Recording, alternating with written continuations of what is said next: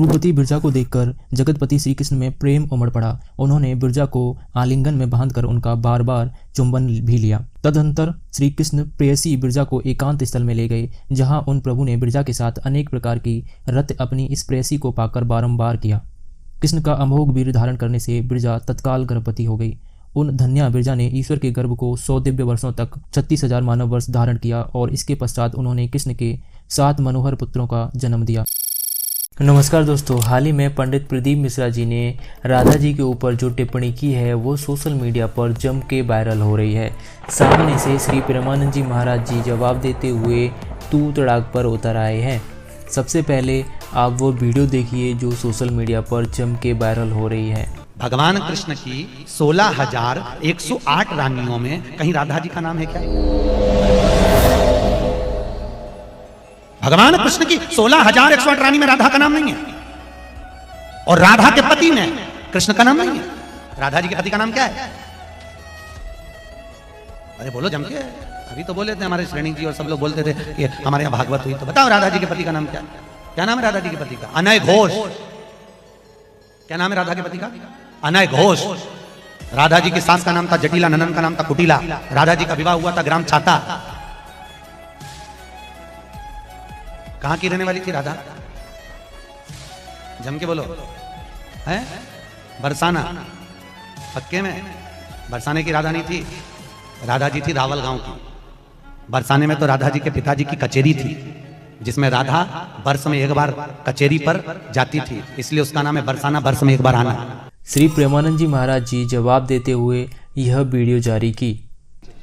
कल हमको एक क्लिप दिखाई गई किसी भागवत प्रवक्ता की, वो लाडली जी के विषय में बोल रहा है कि राधा राधा। 4 श्लोक पढ़ लिए, भागवत प्रवक्ता बन गए। कभी बैठे हो संतों के चरणों में? कभी किसी महापुरुष की चरण रज का सेवन करके बात करते तो तुम्हारी अशब्द वार्ता ऐसी वाणी से नहीं निकलती। चर्चा की जाती है प्रभु की, प्रभु में अनुराग प्रकट करने के लिए, स्वयं में, और जो सुने उसको भगवान में श्रद्धा हो जाए, प्रियाजू में श्रद्धा हो जाए। जो हमारी लाडली जी के विषय में एक भी बात नहीं जानता, लाडली जी के विषय में बोलने का अधिकार क्या लाता है? चार्य बनकर के तू प्रभु के प्रति बोले, ये बोला था द्वारिकाधीश के प्रति। अरे तुझे शर्म आनी चाहिए, जिसका जस गा करके जीता है, जिसका जस खाकर खाता है, जिसके जस गा करके तेरे को नमस्कार प्रणाम मिलता है, उसकी मर्यादा को तो नहीं जानता। किस बात का माइक में बैठ करके प्रवचन करता है जब तुझे ब्रह्म तत्व का बोध नहीं? अरे चराचर जगत में भगवान देखने वाले महाभागवत कहे जाते हैं, और तू भागवत का प्रवचन करता है, भगवान की निंदा करता है, श्री जी की अवहेलना की बात करता है। कहते हैं कि बरसाने में नहीं, अभी सामना पड़ा नहीं संतों से, वही 4 को घेर कर पैर पुजवाता रहा, इसलिए जानता है कि बहुत बड़ा भागवत। श्रीमती राधा रानी जी के नाम पर हिंदू धर्म के 2 बड़े संत आपस में भिड़ गए हैं। पंडित प्रदीप मिश्रा जी की टिप्पणी वाली वीडियो को लेकर समाज में गुस्सा का माहौल बना हुआ है। कई चैनलों पर डिबेट छिड़ गई है, तो कई जगहों पर पंडित प्रदीप मिश्रा जी के पुतले फूके जा रहे हैं। लेकिन पंडित प्रदीप मिश्रा जी प्रमाणों के साथ अपने बयान पर अड़े हुए हैं। पर प्रमाण से कहा है, और प्रमाण अपने पास रखूंगा, और उस प्रमाण को जिंदगी भर रखूंगा। सत्य पर जिया हूं और सत्य पर जीऊंगा, क्योंकि मेरा शंकर सत्यम शिवम और सुंदरम वाला है। और आपसे भी निवेदन करता हूं, जितने भारत की भूमि के जितने देश के लोग कथा सुन रहे हैं, एक बार ब्रज में जाना तो जाकर रावल गांव का दर्शन करना, जहां राधा जी का जन्म हुआ है। जब बात प्रमाणों की चल रही है तो हम भी आपको कुछ प्रमाण दिखाना चाहते हैं, लेकिन इससे पहले आप ये जान लीजिए, जब भी बात राधा कृष्ण जी के संबंध की आती है तो प्रमाण के रूप में ब्रह्म वैवर्त पुराण और गर्ग संहिता का जिक्र होता है। पवित्र 4 वेद व गीता जी में राधा जी का कोई प्रमाण नहीं मिलता। सबसे महत्वपूर्ण बात यह है कि पुराणों और उपनिषदों में ऋषियों के अपने निजी विचार लिखे हुए हैं, उनका खुद का अनुभव लिखा हुआ है। अब पुराण व उपनिषदों को प्रमाण व आधार मानना कितना सही है, हमें कमेंट करके ज़रूर बताएं। अगर आप पुराणों व उपनिषदों को प्रमाण मान रहे हैं तो उसमें लिखी राधा कृष्ण जी विवाह प्रसंग के साथ साथ कृष्ण जी के अन्य स्त्री संबंधों को भी स्वीकारना होगा। प्रमाण के साथ वीडियो में हम आपको आगे दिखाएंगे। ब्रह्म वैवर्त पुराण की रचना वेद व्यास जी ने की थी, वही व्यास जी जो नियोग करने में खिलाड़ी माने जाते हैं। ब्रह्म वैवर्त पुराण कृष्ण जन्मखंड अध्याय 2 चौखम्मा प्रकाशन। श्री कृष्ण का बिरजा के साथ विहार, राधिका के भय से कृष्ण का अंतर्ध्यान होना तथा बिरजा को नदी रूप की प्राप्ति का वर्णन। श्री नारायण मुनि कहते हैं, एक बार गोलोक धाम में स्वयं विजन वन में श्री हरि ने रास मंडल में स्वयं विहार किया। राधा उस समय सुख संभोग में इतनी लीन हो गई कि उनको अपना तथा अन्य का भान ही नहीं रह गया। उनकी यह स्थिति देखकर कृष्ण ने बिहार के उपरांत उनसे बिना पूछे ही उनको वहीं छोड़ दिया। वे प्रभु एक अन्य गोपी बिरजा के साथ श्रृंगार क्रीड़ा चले गए।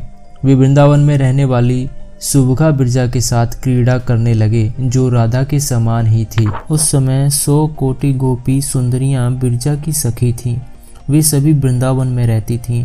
बिरजा कृष्ण को प्राणों से अधिक प्रिय तथा स्त्रियों में धन्या मान्या थी।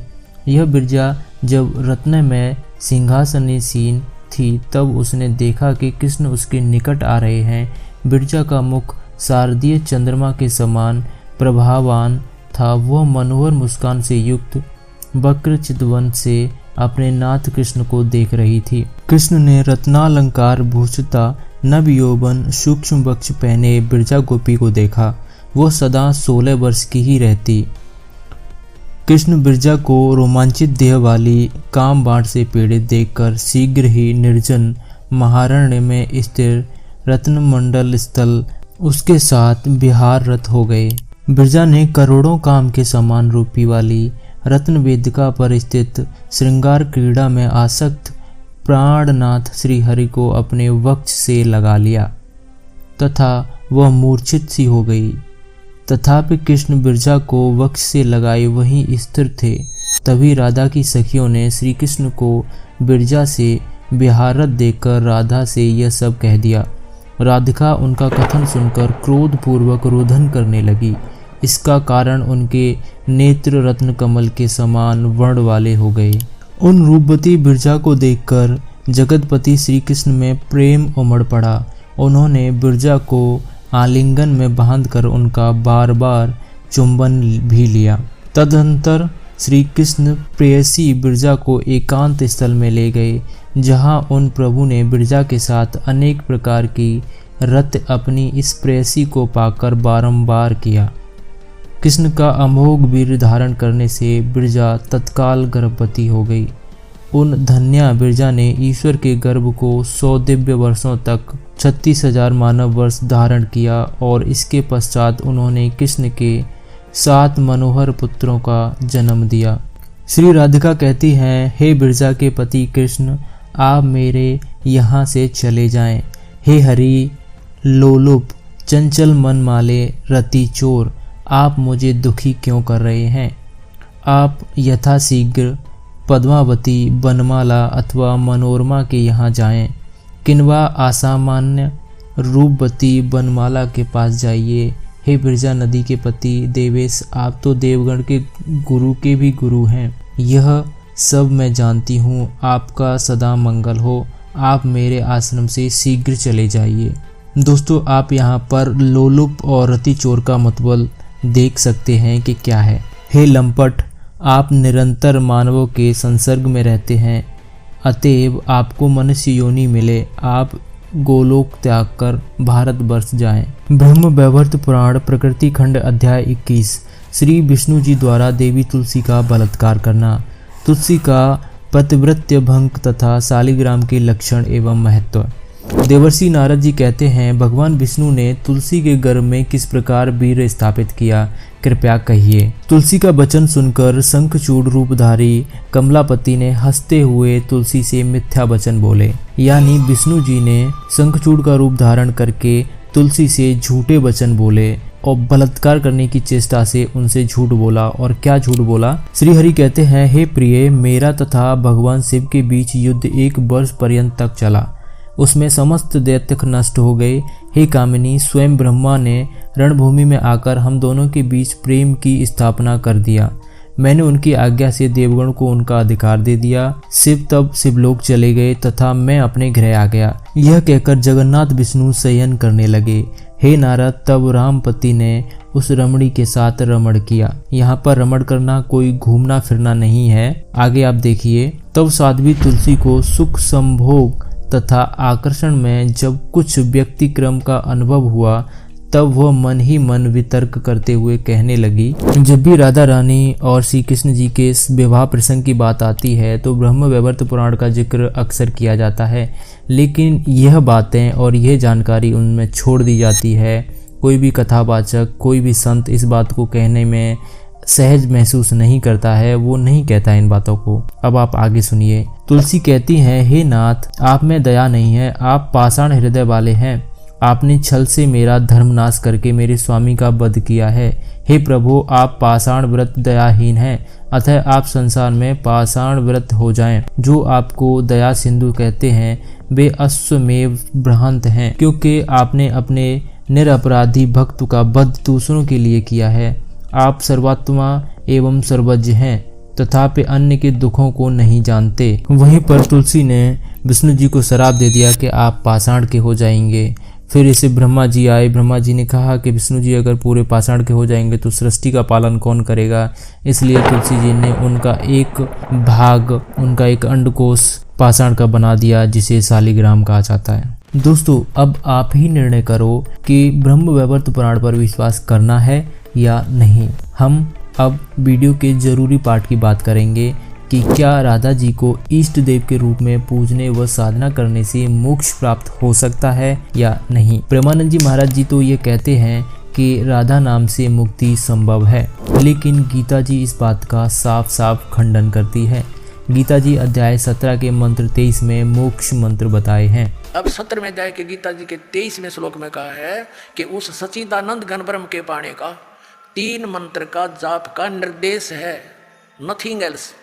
निर्देश माने नथिंग और कुछ नहीं, सिंपल ओनली डायरेक्शन। ये है, देखिएगा 17वें अध्याय का और 23वां श्लोक श्रीमद् भगवद गीता, और ये 17वां अध्याय 17वें का 23वां श्लोक है। ओम तत्सत इति निर्देश है, ब्रह्मण त्रिविध समर्थ ब्राह्मणा तेन वेदा च यज्ञा विहिता पुरा।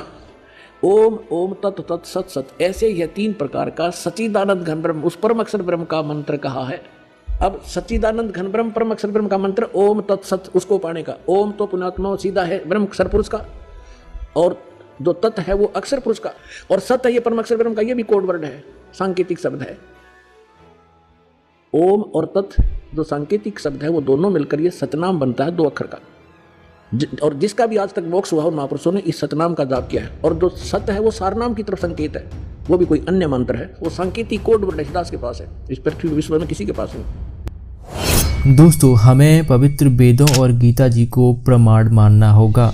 संत रामपाल जी महाराज वर्तमान में वेद व गीता के अनुसार भक्ति करा रहे हैं।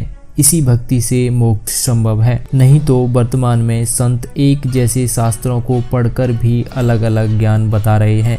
वो खुद ही भ्रमित हैं और समाज को भी भ्रमित करने का काम कर रहे हैं। अधिक जानकारी के लिए संत रामपाल जी महाराज यूट्यूब पर सर्च करें। ऐसी वीडियो बनाने में समय लगता है। वीडियो को लाइक करें और चैनल को सब्सक्राइब करें। मिलते हैं अगली वीडियो में।